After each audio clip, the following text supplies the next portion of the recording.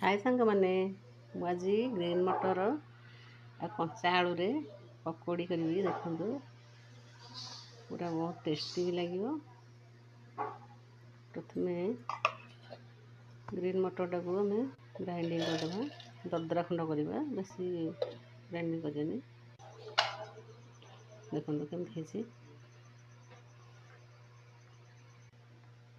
तापर आम जो आलू टाक ग्रेटर छोट ग्रेटरटारे एमती कर रखी कर पिज बेसी गुड़ाए पूरा धनिया पत्र देती देखो बढ़िया टेस्टी लगे। कंचा लंका बेसी किसी आइटम देवेनि आमर मसला गुंड टे रुचि मसला टे आमर आमचूर पाउडर थे देवे ना तो चाट मसला टे देवे बढ़िया लगे। टेस्ट मुताबक लुण और कॉर्नफ्लोर दबा आपन पाखे कॉर्नफ्लोर नथले चाउल गुंड भी दे पारंती से भी कुरकुरा हम भल लगे। खाली कॉर्नफ्लोर देखो केमती जमा भी पानी देवेनि और तेल गड़ी बसई दीजिए तब एमती पकोड़ी से छाणीदबा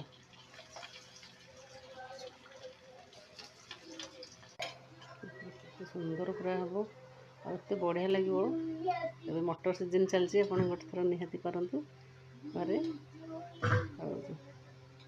कमेंट निश्चय जाने केमती लगुच तुमर ओल्टे दीजिए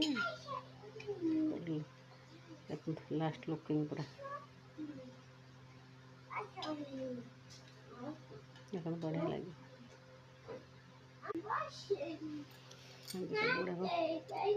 छाणी दीजिए देखो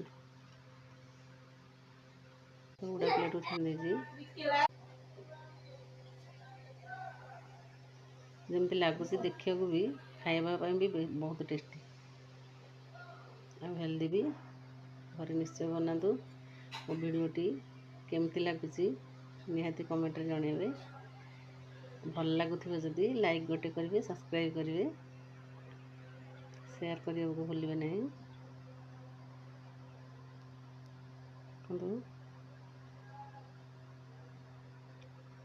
भिड गोटे ए गोटे भांगिकी देखेबी देखो केमती लगुच भितरटा